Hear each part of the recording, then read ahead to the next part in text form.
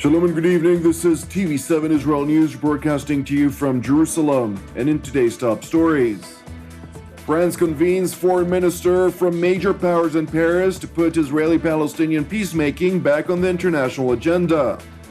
Finnish foreign minister Timo Soini says during a visit to the region, Helsinki is willing to help in any way to advance peace between Israel and the Palestinians. A senior Israeli official confirms the gaps in reconciliation talks between Israel and Turkey had narrowed and that another meeting or two were necessary to close those gaps. The wave of violence, which has significantly diminished since it initially erupted in October of last year with near daily shooting, stabbing, and car ramming attacks by Palestinians against Israelis, has once again plagued the Jewish state. A Palestinian woman reportedly attempted to stab an Israeli soldier at the entrance to a Jewish West Bank settlement called Einav. Israeli troops stationed at the scene fired and killed the attacker. This is the second stabbing attack this week. Since the wave of violence erupted in October of last year, 28 Israelis and 2 American tourists were killed, while 134 Palestinian assailants were shot and killed in attacks against Israelis, and 196 were killed in violent clashes with Israeli security forces. Now in other news, Finnish Foreign Minister Timo Soini concluded a 3-day visit to Israel and the Palestinian territories, during which he met with both Israeli and Palestinian leaders in his first trip to the region. The Finnish top diplomat started his tour with a visit to the Yad Vashem Holocaust Memorial Museum in Jerusalem, where he wrote in the museum's Children Memorial Guest Book, in remembrance of the 1 million children murdered out of the 6 million Jews during World War II. Minister Soini then traveled to the West Bank city of Ramallah for a meeting with his Palestinian counterpart Riyad al-Malki. During their meeting, the two diplomats discussed bilateral relations, the decades-old Palestinian-Israeli conflict, as well as the regional situation in the Middle East. Following the meeting, Foreign Minister Timo Soini said that Finland would be willing to help in any way to advance peace between Israel and the Palestinians. Two-state solution, that is the structure, what we hope to see, and to go forward to that one. And if Finland can be in any help to facilitate or in any ways, we are glad to do it. Because we don't want to see any bloodshed anymore, because this is, as a human beings, as a politicians, elected by our people, it's our responsibility to work for peace. Foreign Minister al-Malki took the opportunity following the meeting with his Finnish counterpart to stress the Palestinians' hope that the French peace initiative, which was launched today in Paris and seeks to restart the long-stalled Israeli-Palestinian peace process, would bring about progress in advancing a two-state solution for Israel and the Palestinians. Hopefully, it will reconfirm the two-state solution and the need for a follow-up mechanism that will allow us to see progress on the ground and ending the occupation and the establishment of the Palestinian state alongside the state of Israel as part of the two-state solution. Following the meeting between the two top diplomats, Foreign Minister Timo Soini held a meeting with Palestinian President Mahmoud Abbas, after which he laid a wreath on the grave of late Palestinian leader Yasser Arafat. Foreign Minister Soini then traveled to Jerusalem, where he held a meeting with Israeli Prime Minister Benjamin Netanyahu. At the start of the meeting, the Prime Minister detailed Israel's reasons for opposing the French peace initiative, stressing that the international conference would allow the Palestinians to evade direct negotiations. Finnish Foreign Minister Soini emphasized that Finland opposed boycotts against Israel and expressed complete opposition to BDS activities in his country. The two also discussed opportunities for enhancing bilateral relations on a range of issues. Now to Paris, where France convened foreign ministers from major powers to put Israeli-Palestinian peacemaking back on the international agenda and find enough common ground to bring the two sides back to the negotiating table by the end of the year. Certes, des progrès considérables ont été accomplis ces dernières années, mais il n'y a toujours pas de paix.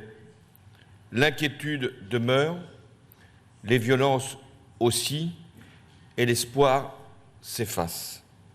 C'est pourquoi j'ai voulu que la France prenne une initiative pour mobiliser la communauté internationale en soutien à un règlement définitif du conflit entre Israéliens et Palestiniens. The gathering of ministers in Paris includes the Middle East Quartet, which comprises the United States, Russia, the European Union, and the United Nations, as well as the Arab League, the UN Security Council, and about 20 other states. Its initial focus is to reaffirm existing international texts and resolutions that are based on achieving a Palestinian state in the West Bank and Gaza Strip coexisting with Israel, an outcome international Israeli and Palestinian officials say is becoming increasingly unrealistic. Enfin, ma dernière conviction, c'est qu'il reviendra aux parties, c'est-à-dire aux Israéliens et aux Palestiniens, et à elles seules, de faire le choix courageux de la paix. Nous ne pouvons pas nous substituer aux parties prenantes.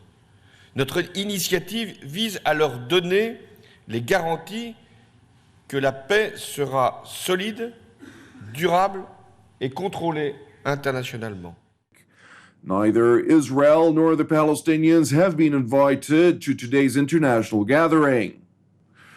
Now, with regard to the negotiations between Jerusalem and Ankara regarding normalizing relations, a senior Israeli official confirmed that the gaps in the reconciliation talks had narrowed and noted that another meeting or two were necessary to close those gaps. The confirmation came after Israeli Housing Minister Yoav Gallant said yesterday that Israel and Turkey were close to reaching an agreement and that almost all the clauses had already been formalized, which would bring about an accord that would normalize relations between the once strategic allies.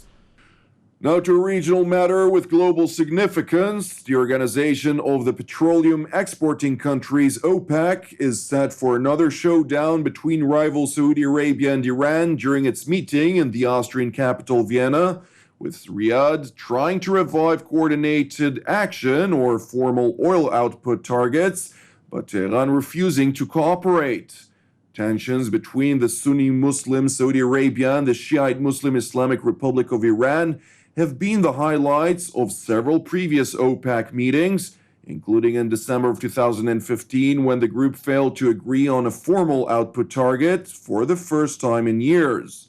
Several OPEC sources said Saudi Arabia and its Gulf allies would propose to set a new collective ceiling in an attempt to repair OPEC's declining importance and end a market share battle that has sapped prices and cut investment.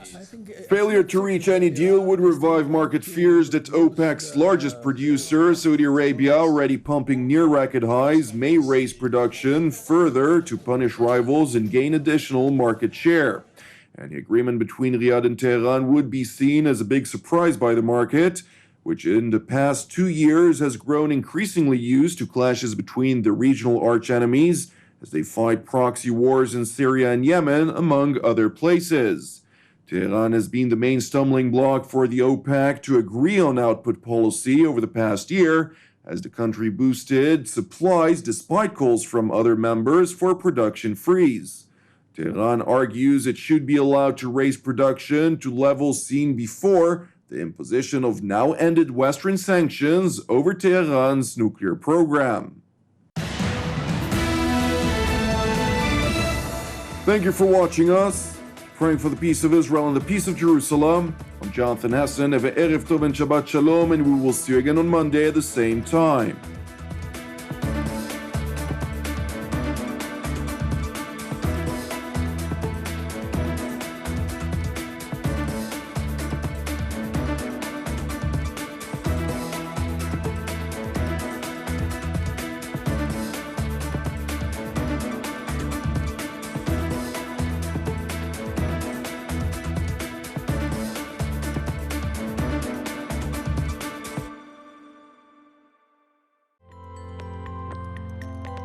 In order to donate to TV7 Israel News, please follow these simple steps. First, press the Donate logo, located at the bottom left side of TV7 Israel News Facebook page, or on the Donate tab at the head of the page. Then insert the amount you'd like to donate, and fill in your credit card information. Just like this.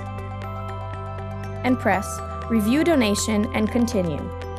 After reviewing your donation details, please press Donate to finalize your donation. That's it! Your donation is now complete, and an email with your donation details has been sent to your email address. You can also print your donation receipt by pressing the link here. Thank you for supporting TV7 Israel News.